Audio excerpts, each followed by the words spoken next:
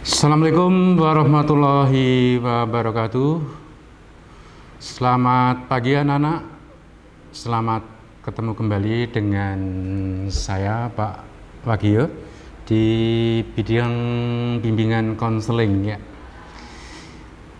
Oke, kita lama mungkin tidak live karena kemarin baru habis melaksanakan yaitu penilaian tengah semester atau PTS ya. Insya Allah untuk masing-masing anak sudah mengerjakan semua ya. Mungkin seandainya ada 1-2 anak yang belum mengerjakan PTS karena suatu kendala ya, bisa menghubungi guru mapel masing-masing sehingga kalian akan memiliki nilai PTS yang akhirnya nilai PTS tersebut juga nanti ikut andil di dalam nilai rapot. Oke, sebelum bimbingan kita mulai, biasa kita lakukan berdoa terlebih dahulu ya untuk mengawali agar kegiatan dalam bimbingan bisa berjalan dengan lancar. Oke, mari kita berdoa bersama-sama. Berdoa mulai.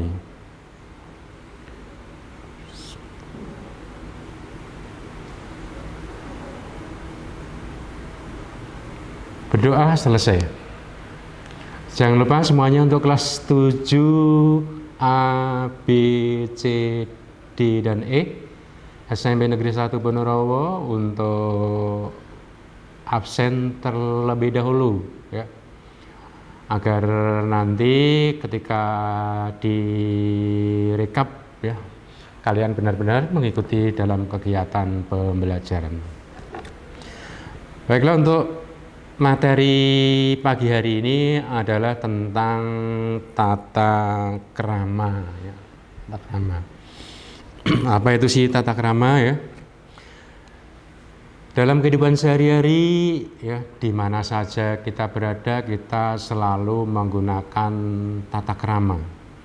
Tata krama berasal dari 2 kata yaitu tata dan krama. Apa itu tata ya? Tata itu sama dengan aturan ya, atau norma, juga bisa dikatakan adat. Aturan, norma, atau adat. Kemudian kalau krama itu sama dengan sopan santun atau tingkah laku ya, sopan santun atau tingkah laku. Sehingga tata krama itu sendiri apa ya? Yaitu aturan tingkah laku atau aturan sopan santun ya. Mengapa ya kita harus menggunakan tata krama ya? Di mana saja kita menggunakan tata krama, kita akan dihargai, akan diterima oleh semua lapisan masyarakat, akan diterima oleh orang yang kalian hadapi. Seandainya kita tidak menggunakan tata krama, pasti akan ditolak oleh lingkungan kita. Jenis-jenis tata krama itu apa saja sih ya? Yang pertama yaitu tata krama berbicara.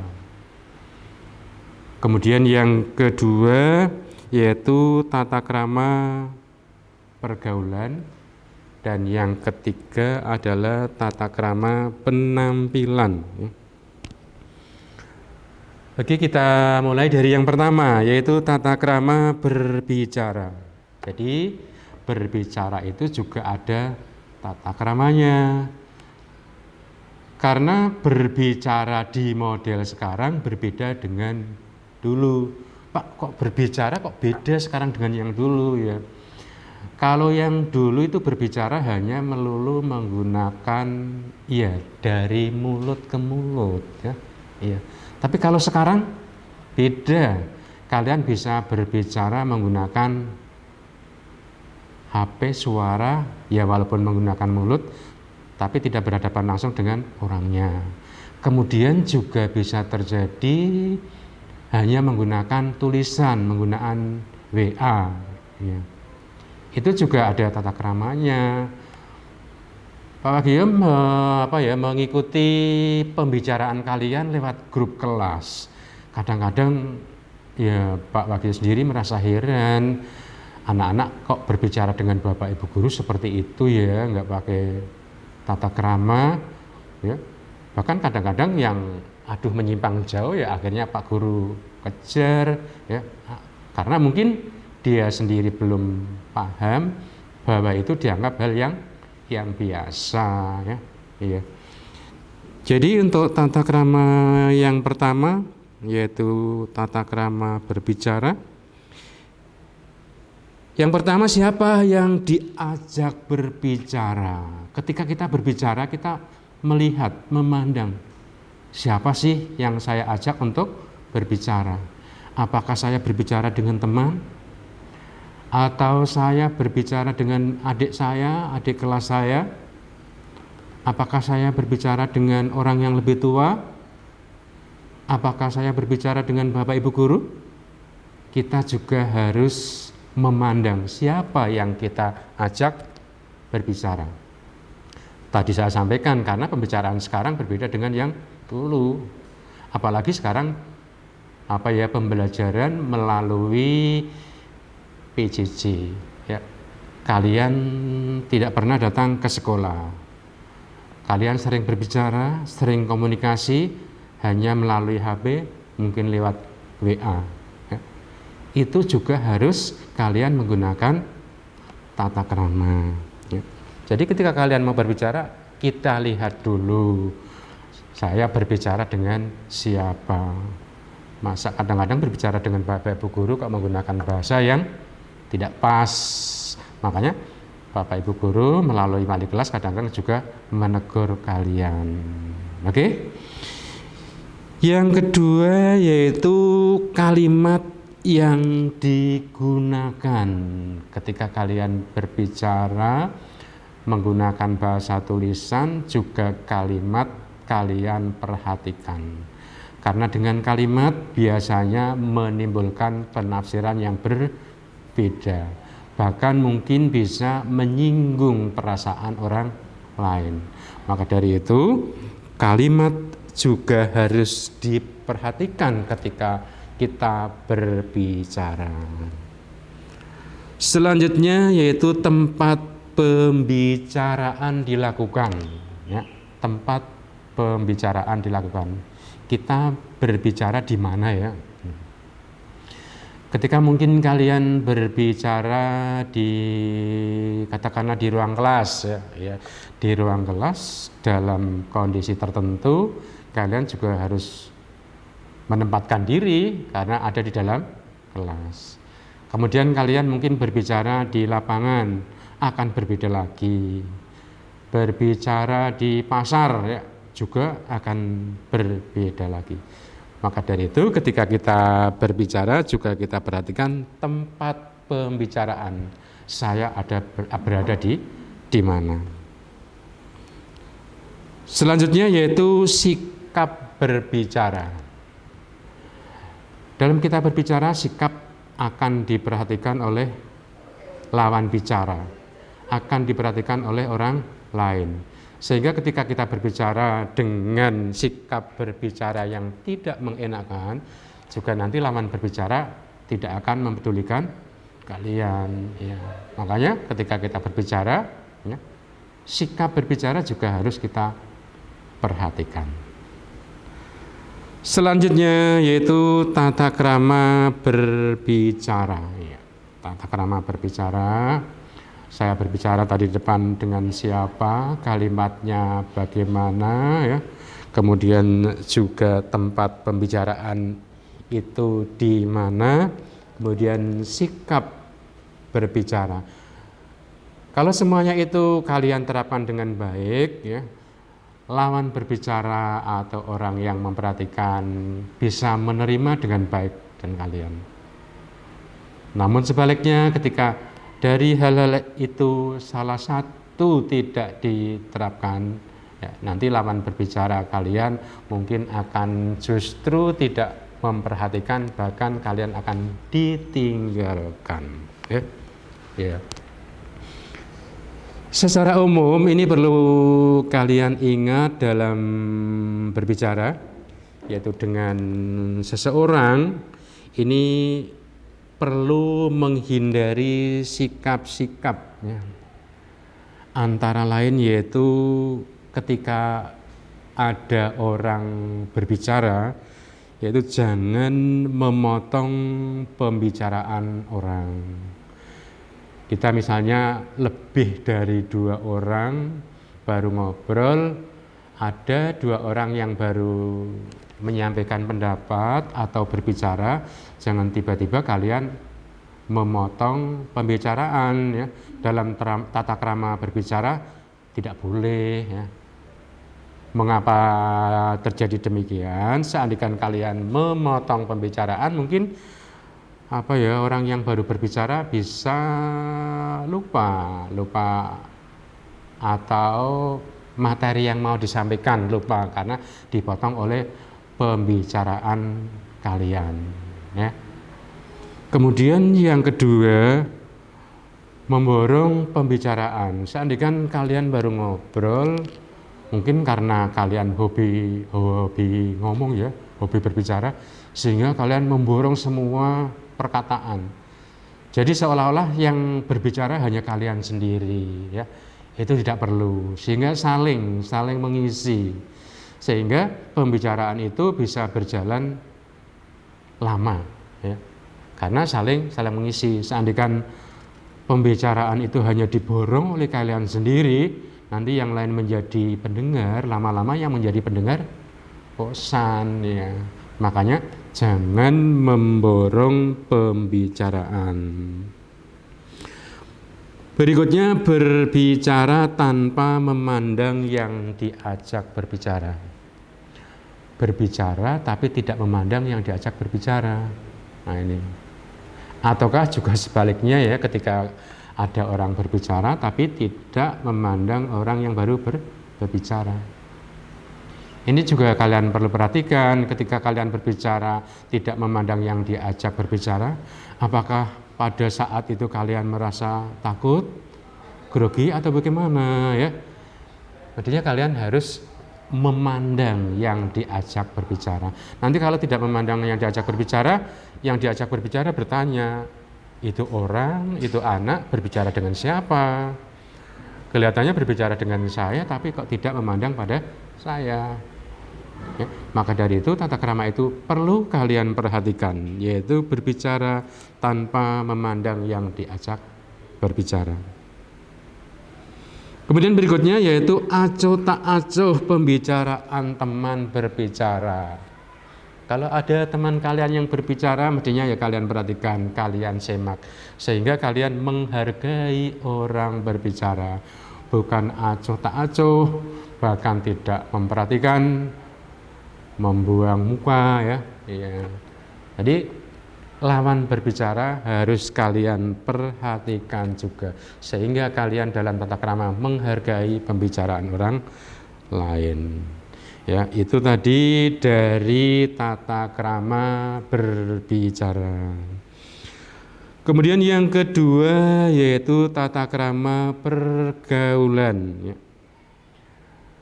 Kita hidup pasti akan saling berhubungan antara manusia yang satu dengan manusia yang lain, karena kita hidup bersosial, ya. Maka dari itu kita perhatikan tentang tata krama pergaulan, ya. Yang pertama yaitu siapa yang dihadapi. Ketika kalian bergaul, dengan siapa yang kita hadapi. Saya berhadapan dengan Bapak Ibu guru, ya.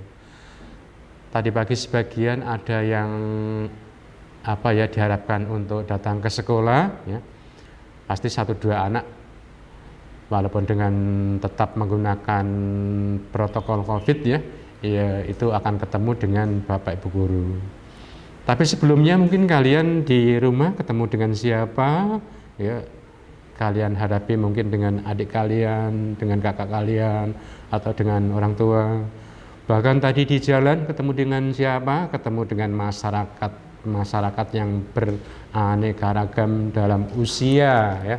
Iya. Jadi siapa yang dihadapi? Tata krama pergaulan kita memandang siapa yang saya hadapi. Yang kedua, di mana pergaulan itu berlangsung. Di mana pergaulan itu berlangsung. Pergaulan itu berlangsung bisa terjadi di rumah kita, ya. Di rumah kita dengan keluarga. Karena sudah terbiasa bergaul dengan keluarga, pasti bahasanya juga sudah yang biasa kita terapkan sehari-hari. Kemudian kalian keluar akan ketemu dengan lingkungan, dengan masyarakat, ya. Ya, ketemu dengan masyarakat, iya. Kalian berhadapan dengan masyarakat juga. Biasa yang kita pergunakan untuk tadi di depan, ya, berbicara dengan masyarakat itu bagaimana. Karena biasanya suatu kendala ketika kalian tidak bisa menggunakan suatu bahasa, itu kalian akan merasa takut, merasa malu, bahkan tidak berani, ya. Kemudian kalian akan lebih jauh lagi menuju ke sekolah, kalian akan berhadapan dengan bapak ibu guru, ya. Jadi ada di lingkungan masyarakat, di lingkungan rumah, kemudian di lingkungan sekolah. Mestinya kalian bisa membedakan, yaitu tempat di mana pergaulan itu berlangsung. Berikutnya yaitu bagaimana cara kita bersikap. Ketika kita bergaul juga kita harus memahami bagaimana kita bersikap.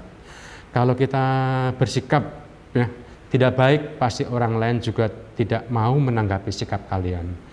Apalagi sikap kalian itu mungkin urakan, norak, ya. Orang lain justru akan menjauh, tidak mau mendekat, ya. Bahkan tidak ingin mengenal kalian. Jadi tata krama itu perlu diterapkan. Kemudian juga agar dapat, ya, kita bersosial berjalan dengan selaras, dengan serasi, dengan etika pergaulan. Ini juga perlu kalian perhatikan tentang sikap ini, diantaranya yaitu perhatian terhadap orang lain. Ketika kita bergaul dengan orang lain, kita juga harus perhatian terhadap orang lain, sehingga kita juga akan diperhatikan oleh orang lain, akan diterima, akan dihargai oleh orang lain. Kemudian juga ini, ketika kita datang di suatu tempat, kita mestinya mengetuk pintu, ya, mengetuk pintu. Seandainya kalian ke tempat tetangga, tidak mungkin kan langsung bludas-bludus, bukan di rumah sendiri, ya. Iya, bludas-bludus ini bahasa Jawa, kalian tahu, ya, karena kita orang Jawa lah, ya. Iya. Jadi kita di lingkungan, ya, di lingkungan tetangganya, walaupun mungkin sudah kalian kenal, minimal ya ketuk pintu ketika kalian mau masuk suatu tempat sehingga tahu orang lain itu masuk. Ataukah ketika kalian ada di sekolah mau memasuki tempat tertentu, mungkin di kantor, ya, juga harus ketuk pintu. Kemudian berikutnya yaitu dengan memberi salam, ya. Memberi salam ketika kita jumpa seseorang. Ya, mungkin kalau kalian ketemu dengan seusia sama, ya, iya, kalian mungkin bisa menggunakan bahasa yang biasa kalian pakai. Hai, halo, ya, iya. Itu karena sudah mungkin terbiasa. Tapi seandainya kalian ketemu dengan orang yang berbeda, bahkan jarang ketemu, pasti juga akan menggunakan bahasa yang berbeda. Kemudian juga mohon maaf bila terlambat. Ya, ini terlambat dalam mungkin bermacam-macam hal, ya. Ketika kalian sudah misalnya janji pada seseorang, tapi kalian datanya akan terlambat, mestinya kalian mohon maaf. Maaf ya, tadi saya janjian jam sekian tapi kelihatannya sudah lewat karena tadi bla bla bla bla bla. Iya, jadi alasan itu bisa diterima. Ataukah ketika kalian datang ke sekolah sudah PTM ya, kalian datang terlambat, kalian juga akan mengungkapkan apa ya, hal yang sama, keterlambatan itu karena apa. Jangan kemudian kalian mengada-ada sehingga Bapak Ibu Guru tidak bisa menerima. Apa adanya kalian sampaikan, kemudian Bapak Ibu Guru akan bisa menerima. Kemudian juga melakukan perintah dengan wajah cerah, ya, ceria. Ketika kalian menerima tugas, ya, kalian terima dengan wajah ceria, wajah cerah, sehingga yang memberikan tugas tersebut juga merasa senang. Jangan kemudian kalian diberi tugas sudah tidak menjawab, kemudian juga dengan wajah yang muram, bahkan wajahnya tidak menyenangkan ya, tidak berseri-seri, itu membuat yang memberikan tugas akhirnya kecewa, di kemudian hari mungkin malah nggak dikasih tugas ya.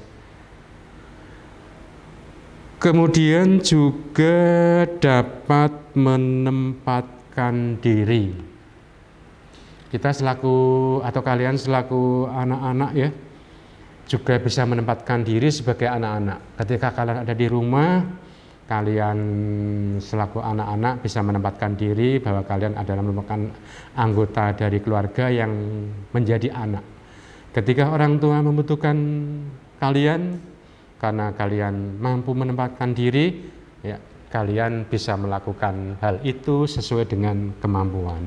Dan orang tua juga ketika memberikan tugas terhadap kalian pasti yang kira-kira kalian mampu. Kalau tidak mampu pasti tidak akan diberikan kepada kalian. Juga termasuk ketika kalian ada di sekolah, karena Bapak Ibu Guru menganggap kalian mampu, kalian akan diberi tugas tersebut. Tapi kalau tidak mampu atau bukan tugas kalian, pasti tidak akan diberikan kepada kalian. Kemudian juga sanggup menyesuaikan diri dengan lingkungan. Manusia atau kita kalau mampu menyesuaikan diri dengan lingkungan, kita akan merasa nyaman di mana saja. Di mana saja kita bisa diterima oleh lingkungan karena mampu menyesuaikan diri. Namun ketika kalian tidak mampu menyesuaikan diri dalam keluarga saja, kalau kalian tidak bisa menyesuaikan diri, kalian tidak kerasan, tidak nyaman. Ada loh, ini saya beberapa anak, 1-2 anak yang di rumah katanya nggak betah, tidak kerasan, merasa bosan di rumah. Kan aneh, itu rumah kita kok. Ya, rumah kita kenapa tidak kerasan, tidak betah ya. Bentuk rumah, jenis rumah seperti apapun, karena rumah kita pasti akan betah, akan nyaman ya. Jangan kemudian di rumah sendiri malah tidak betah, maunya tinggal di rumah orang lain ya. Iya. Jadi sanggup menyesuaikan diri dengan lingkungan yang ada. Kita di sekolah, bagi anak-anak yang mampu menyesuaikan diri di lingkungan sekolah, ya akan kerasan. Bahkan mungkin malah disuruh pulang, entar malah saya masih betah di sekolah. Ya, karena merasa lingkungannya nyaman. Ya. Kemudian juga rendah hati, tidak ingin menang sendiri. Ya. Ketika kita rendah hati, ya, kita akan disenangi orang lain, juga bisa diterima oleh orang lain. Begitu juga sebaliknya. Ketika orang lain juga rendah hati, juga kalian akan merasa senang, sehingga dalam pergaulan akan merasa nyaman, bisa berjalan dengan baik. Kemudian juga mengucapkan terima kasih bila menerima bantuan dari orang lain. Kita kadang-kadang juga tidak merasa bahwa kita dibantu oleh orang lain ya. Kadang-kadang kita merasa karena mungkin karena mampu segalanya, ya, tidak pernah mengucapkan terima kasih.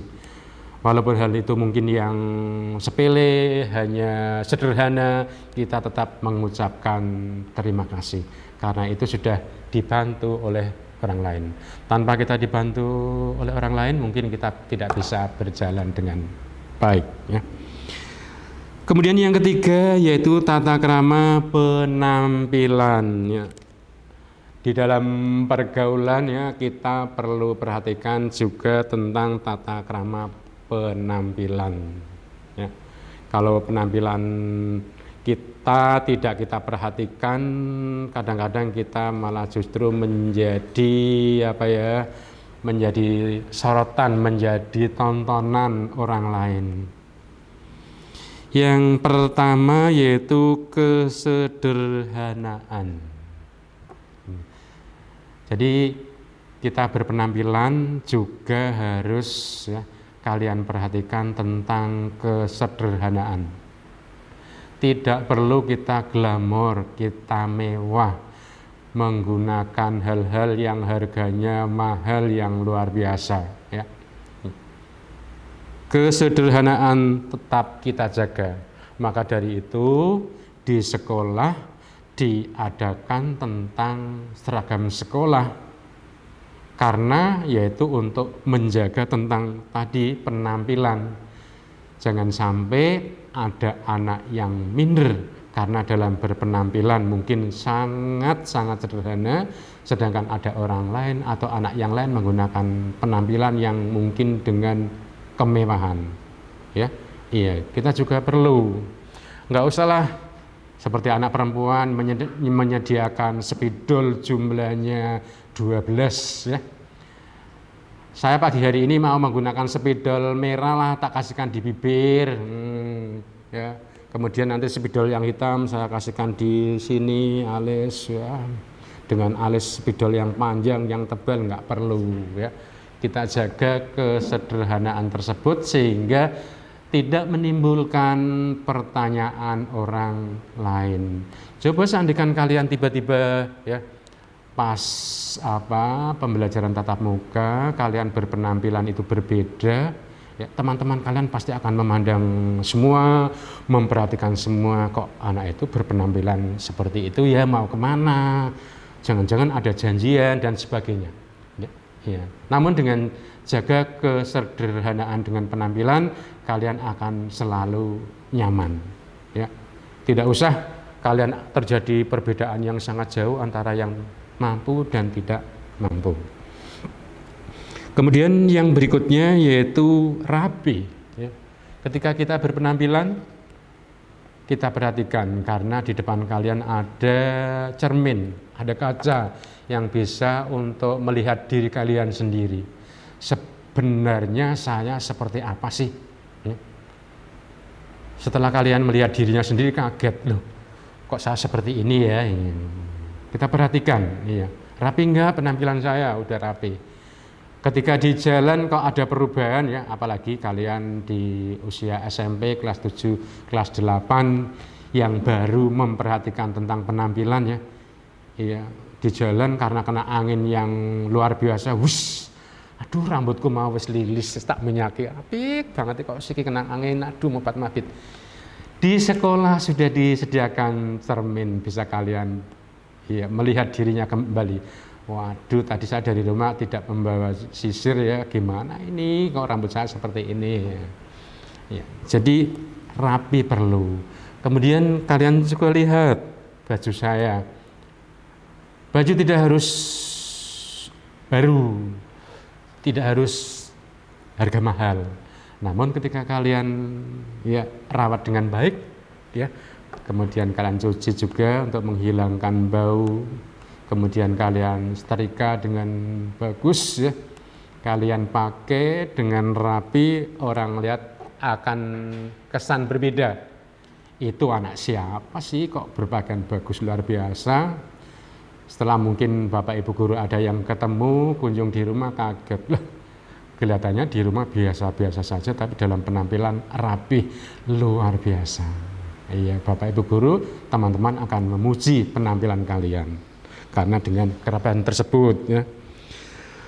Kemudian juga pantas ya.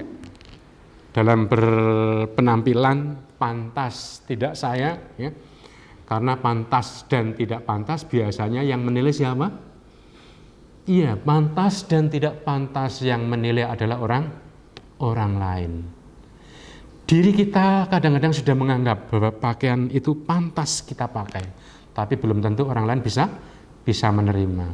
Karena pakaian itu juga ketika atau penampilan itu juga ketika kita ada berada di mana ya, ada di mana.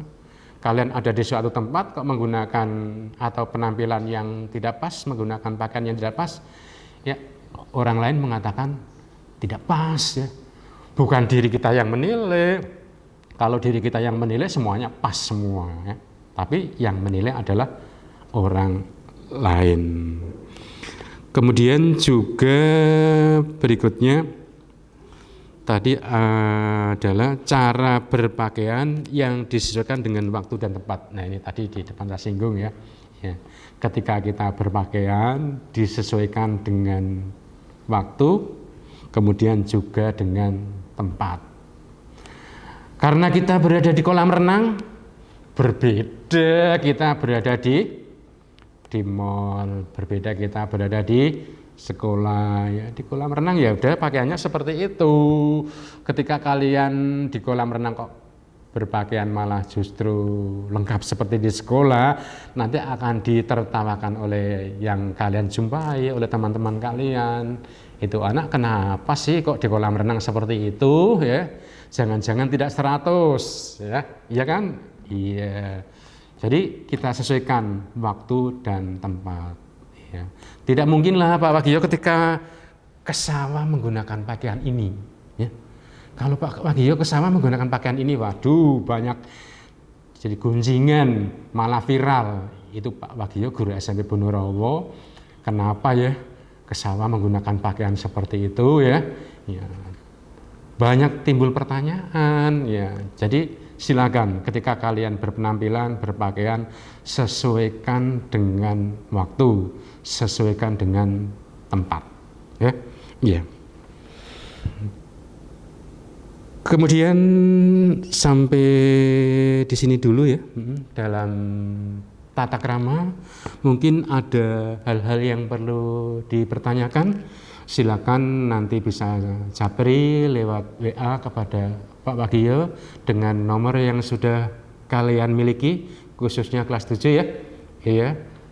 Jangan lupa ya, belajar dengan baik karena kita masih tetap belajar secara PJJ.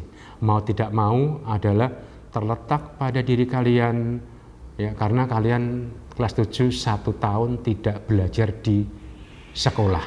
Kalian harus banyak belajar di rumah melalui buku-buku yang kalian miliki, melalui HP yang kalian miliki ya. Dengan membuka Google, kalian akan lebih pinter dibandingkan dengan Bapak Ibu guru yang sudah tidak bisa menggunakan HP ya.